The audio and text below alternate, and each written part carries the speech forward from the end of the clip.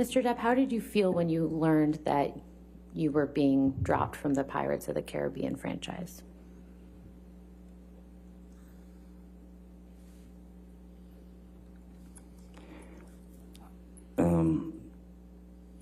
Well, it was the Pirates of the Caribbean franchise. It was a character that Captain Jack Sparrow was a character that I had built from the ground up, and was something that I of course put a lot of as you do with all characters, but you put a lot of yourself into the character. So, and also having worked on these films with these people and having added much of myself, much of my own rewriting of the dialogue and scenes and the jokes and whatever they are, I didn't quite understand how that, after that long relationship and quite a successful relationship, certainly for Disney, that they would, that suddenly I was guilty until proven innocent. Up until the point that you learned that you were not going to be in the Pirates of the Caribbean franchise any longer, what was your intention with respect to future Pirates movies? The last thing that I knew from the I say there's the producer team, there's the creative team, and there were many discussions.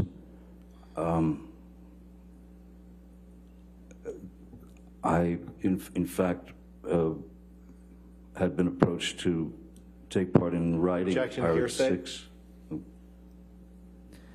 Mr. Depp, what was your intention with respect to future Pirates movies, aside from what you'd been asked to do?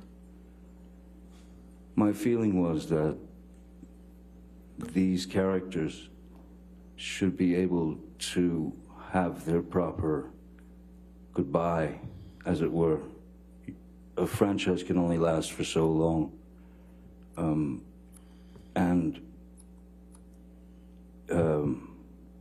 There's a way to end a franchise like that, and I thought that the characters deserved to have their way out of to end the franchise on a very good note. I planned on continuing until it was time to stop. Mr. Depp, last week, Mr. Rottenborn asked you about a quote where you said you wouldn't come back to the Pirates franchise for $300 million and a million alpacas. Do you remember that? I do. When relative to learning that you would no longer be a part of the Pirates franchise, did you make that statement? I think long before I made the statement, there was a very deep and distinct sense of having been betrayed by the people that I had been working with, the people that I had worked hard for, the people that I had delivered a character to that they initially despised, but somehow, you know, even I stuck to my guns with the character and it seemed to work. So. Do you recall when specifically you made that statement about the $300 million and the 100 alpacas? Objection, asked and answered. Overruled, I'll allow it.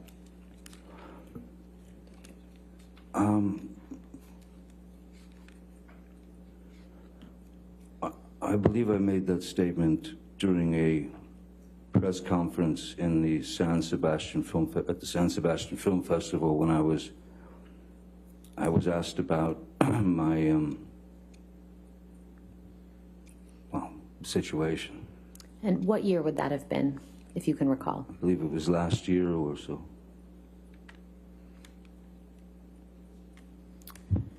Can we please pull up Plaintiff's Exhibit 804?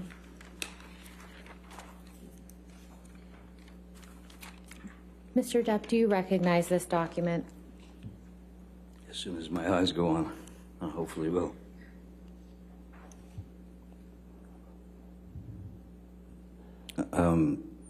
Scaramanga Brothers, yes. Pirates of the Caribbean, 4 and 5, yes.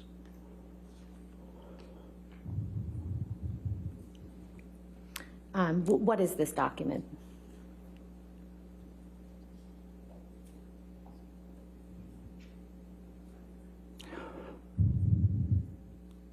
I don't quite know. I'd have to read it to get some Could we understanding of it. Could we scroll through so Mr. Depp can look at the rest of this document? Oops.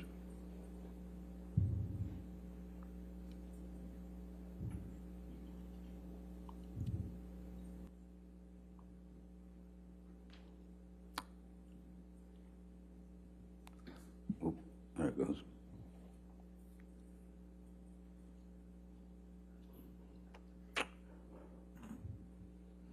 It looks, this appears to me to be some species of contract, no?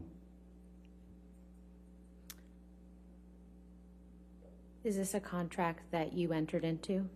With Disney. Your Honor, I'd ask that Plaintiff's Exhibit 804 be moved into evidence and published. Any objection?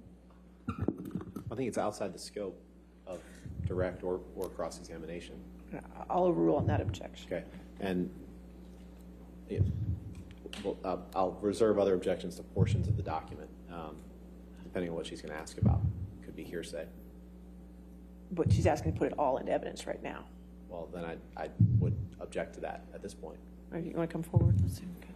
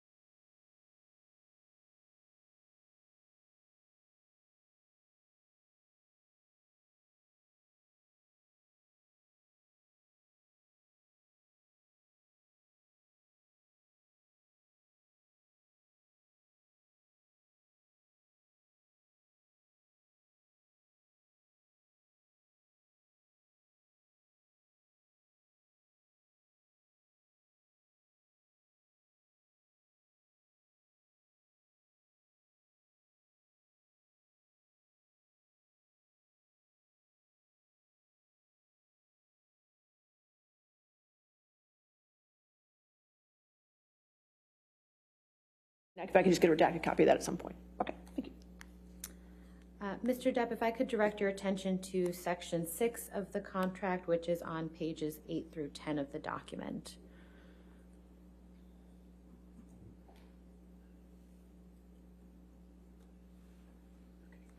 And Mr. Depp, what does this reflect? Sorry. It appears to be the agreement of Pirates 4 and 5, compensation and merchandise. Mr. Depp, at this time, how many other franchise films had you been a part of? At that time, Alice in Wonderland. Boy. Alice in Wonderland.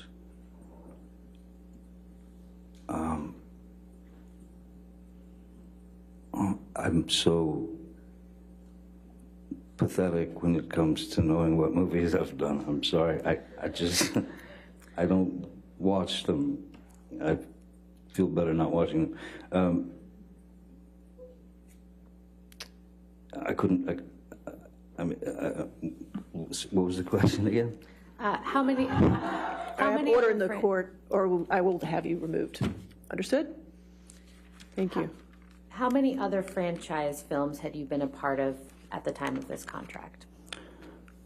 There was a third. There was Pirates. There was with Warner Brothers, Fantastic Beasts and Where to Find Them, and then Crimes of Grindelwald.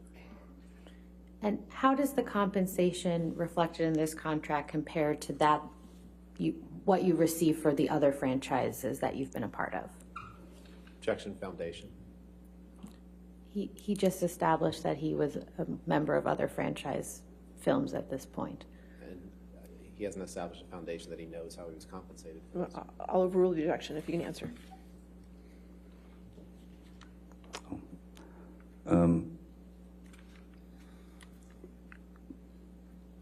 I believe the compensation, obviously, all the pay and back end and all those things are negotiated by agents, lawyers, and this was comparatively this is my salary on that film, and other salaries were of a similar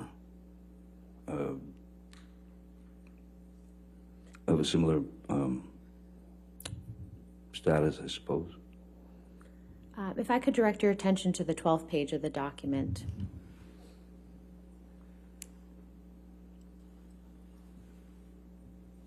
Yes. Who? Is this your signature, Mr. Depp? Yes, it is. Okay. We can take this down. Thank you.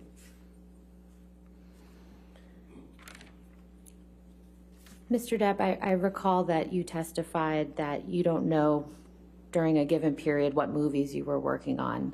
So my question is, who would know that? Well, first and foremost, my agent, or agents. I do recall a couple of the other films that I'd made after. One was initially called Richard Says Goodbye, and that was, they changed the name to The Professor, and during all of the nastiness over the past 6 years, that film went straight to pay-per-view. There was another film called Minamata that was produced. It was my company, Infinitum Nile. We had developed a film called Minamata about Eugene Smith, and the Minamata, the mercury poisoning of a very small fishing village in southern Japan. There was that one, and then there was a film called Waiting for the Barbarians with Mark Rylance and Robert Pattinson. Those were 3 films that I had done. Mr. Depp, during your cross-examination, Mr. Rottenborn showed you a number of text messages between you and Paul Bettany. Do you remember that? I do. Could you please explain to the jury what your relationship with Mr. Bettany is? Mr. Bettany and I had, we'd met while I was making a film called The Tourist in Venice, and we were, it was an instant connection. He's born and bred in the UK and has that English sort of dry, kind of obtuse, abstract sense of humor. And that was one of the things that we connected on. Is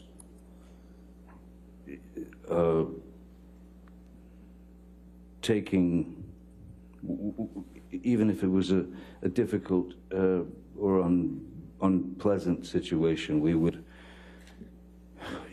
do our best to deal with it with humor, as opposed to just a constant complaint or whining or anything of that nature. We dealt with it with humor, albeit sometimes as these are private texts that have been, there was a lot of if in context, it's important to know that none of it was ever intended to be real, and the language that's used, which I am ashamed that that has to be spread on the world like peanut butter.